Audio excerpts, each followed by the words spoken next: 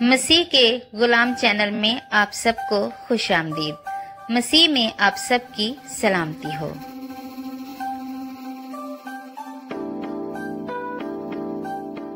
نبوکت نظر بادشاہ نے جب یروشلم پر حملہ کیا تو وہ بنی اسرائیل کو اسیر کر کے بابل لے گیا، اور جب بعد میں فارس کی سلطنت نے بابل کو فتح کیا تو بنی اسرائیل کو آزادی مل گئی اور وہ مختلف علاقوں میں آباد ہو گئے۔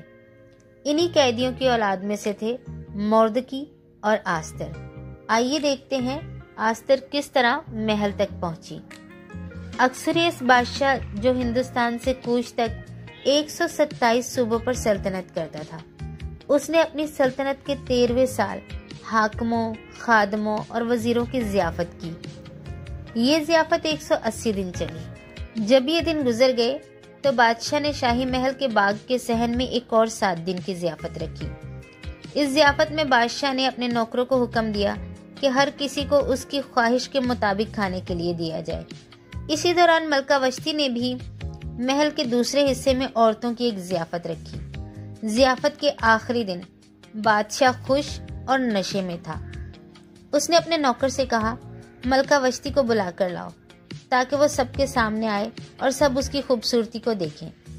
جب نوکر ملکہ وشتی کے پاس گیا اور اس نے اس کو بادشاہ کا حکم سنایا تو ملکہ وشتی کو یہ اپنی بے عزتی محسوس ہوئی۔ اسے بہت برا لگا اور اس نے بادشاہ کے سامنے آنے سے انکار کر دیا۔ اس پر بادشاہ بہت ناراض ہوا۔ بادشاہ نے اپنے مشیروں سے مشورہ کیا۔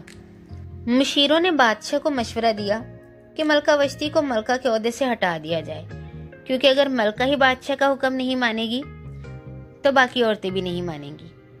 اس لیے ملکہ وشتی کو محل سے نکال دیا گیا اور اس سے ملکہ ہونے کے حق کو بھی ختم کر دیا گیا۔ اب بادشاہ کی طرف سے ملکہ چننے کے لیے نیا حکم جاری ہوا۔ پورے ملک سے خوبصورت لڑکیاں سوسن شہر میں لائی گئیں۔ انہی لڑکیوں میں ایک نیک اور خوبصورت یہودی لڑکی تھی، آستر۔ آستر ایک یتیم بچی تھی۔ اس کے ماں باپ مر چکے تھے۔ اس کے چچا زاد بھائی موردکی نے اس کی پرورش کی تھی۔ موردکی ایک نیک اور خدا پرست انسان تھا جو شاہی دروازے پر بادشاہ کا کام کرتا تھا۔ جب آستر محل میں گئی تو اس نے اپنی قوم اور خاندان کے بارے میں کسی کو کچھ نہیں بتایا، کیونکہ موردکی نے اسے ایسا کرنے سے منع کیا تھا۔ آستر بہت ہی شائستہ، فرما بردار اور عقل مند تھی۔ محل میں جو بھی لوگ اس کی دیکھ بھال کر رہے تھے وہ سب اسے پسند کرنے لگ گئے۔ جب ملکہ آستر کا نمبر آیا تو خواجہ سراؤں نے اسے بہت خوبصورتی سے تیار کیا۔ آستر بادشاہ کے سامنے گئی تو بادشاہ نے اسے دیکھتے ہی پسند کر لیا۔ بادشاہ نے ملکہ آستر کے لیے ایک ضیافت رکھی۔ اس ضیافت میں بادشاہ نے آستر کے سر پر تاج رکھا اور وشتی کی جگہ اسے ملکہ بنایا۔ اس طرح آستر فارس کی ملکہ بن گئی۔ ان دنوں جب موردکائی بادشاہ کے پھاٹک پر بیٹھا کرتا تھا، بادشاہ کے خواجہ سراؤں میں سے 2 شخص بگتان اور ترش بادشاہ کو مروانے کا منصوبہ بنا رہے تھے۔ جب اس بات کا موردکائی کو پتہ چلا تو موردکائی نے یہ بات ملکہ آستر کو بتائی، اور ملکہ آستر نے موردکائی کا نام لے کر بادشاہ کو خبر دی۔ جب معاملے کی تحقیق کی گئی تو یہ بات سچ ثابت ہوئی اور ان دونوں کو درخت پر لٹکا دیا گیا۔ موردکائی کا یہ نیک عمل بادشاہ کے سامنے تواریخ کے ریکارڈ میں درج کیا گیا۔ محل میں ایک وزیر تھا جس کا نام تھا حامان۔ بادشاہ نے اسے بڑا مرتبہ دیا تھا، یہاں تک کہ سب اس کے آگے جھکتے تھے، لیکن موردکائی اس کے سامنے نہیں جھکتا تھا۔ اس لیے حامان کو یہ بات بہت بری لگتی تھی۔ اس نے سوچا صرف موردکائی کو ہی نہیں بلکہ اس کی پوری قوم یعنی پوری یہودی قوم کو ختم کر دینا چاہیے۔ اس نے بادشاہ سے جھوٹ بولا، بادشاہ سلامت، ایک قوم ہے جو آپ کے قوانین کو نہیں مانتی، انہیں ختم کر دینا چاہیے۔ بادشاہ نے اپنی انگوٹھی اتار کر حامان کو دی۔ حامان نے بادشاہ کے نام سے ایک حکم نامہ تحریر کیا اور اس پر بادشاہ کی انگوٹھی کی مہر لگا دی۔ تحریر کی ایک ایک نقل سب قوموں کے لیے شائع کی گئی۔ یہ تحریر ہر صوبے کے لیے انہی کی زبان میں شائع کی گئی کہ 12ویں مہینے کی 13 تاریخ کو سارے یہودی، کیا بڑے بوڑھے بچے عورتیں، سب ایک ہی دن میں قتل کیے جائیں۔ اس تحریر کی وجہ سے سب یہودی بہت پریشان تھے और मातम करने लगे। जब मोर्दकाई को इस बात की खबर मिली तो उसने अपने कपड़े फाड़े, राख पर बैठ गया और रोजा रखने लगा।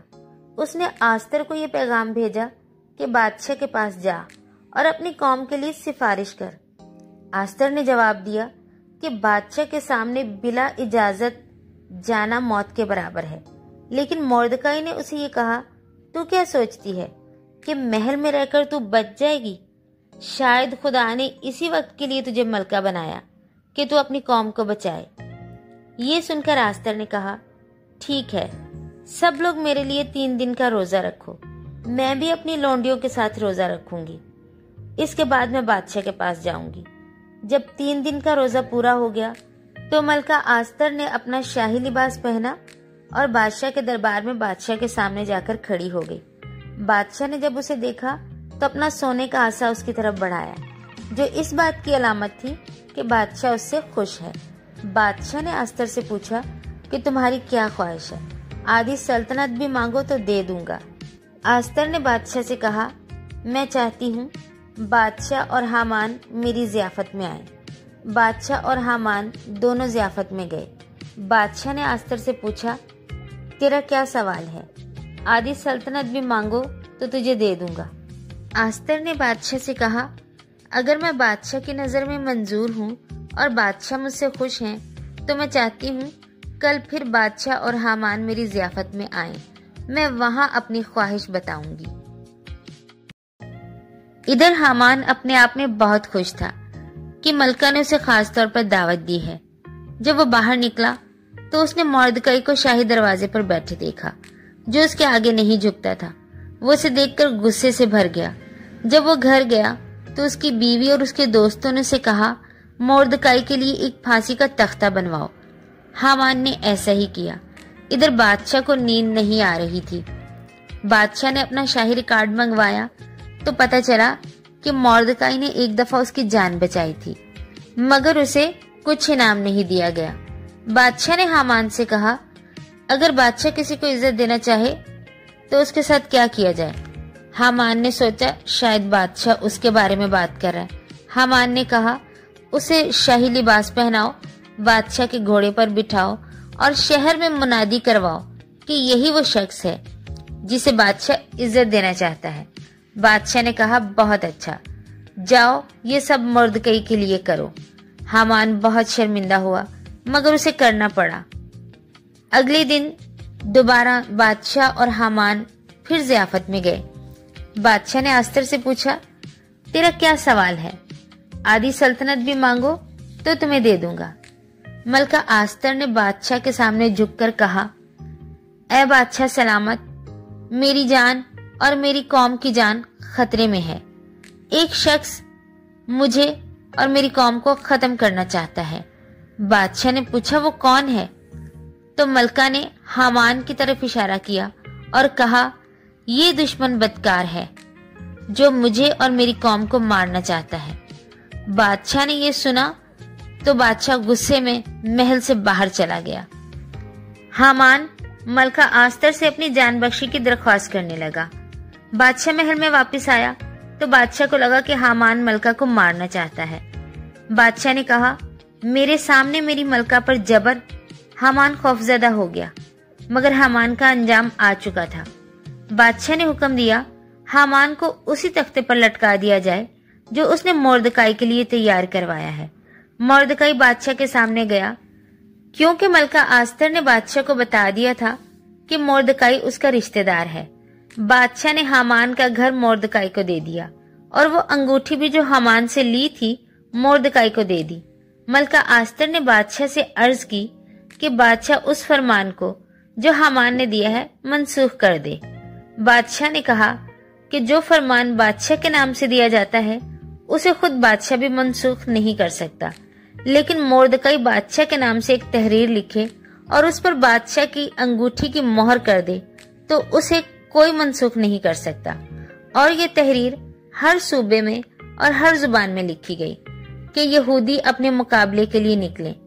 और जब वो दिन आया जिस दिन यहूदियों को खत्म करना था, उस दिन यहूदी अपने मुकाबले के लिए निकले और फतह हासिल की और हामान के 10 बेटों को لٹکا دیا گیا۔ اس دن یہودیوں نے بڑی خوشی منائی کیونکہ یہودیوں کو خدا نے ان کے دشمنوں سے نجات دی تھی، اور اس دن کو یوریم کا دن قرار دیا گیا۔ خدا ہر غم کو خوشی میں بدل دیتا ہے اگر ہم ایمان سے خدا پر بھروسہ رکھیں، جیسے مردکائی اور ملکہ آستر نے رکھا۔ ان دونوں نے مل کر خدا پر بھروسہ رکھا اور پوری قوم کو ہلاک ہونے سے بچا لیا۔ ویڈیو اچھی لگی تو ویڈیو کو لائک، شیئر اور سبسکرائب ضرور کریں۔ آپ کے ایک لائک سے ہمیں موٹیویشن ملتی ہے۔ خداوند آپ سب کو برکت دے۔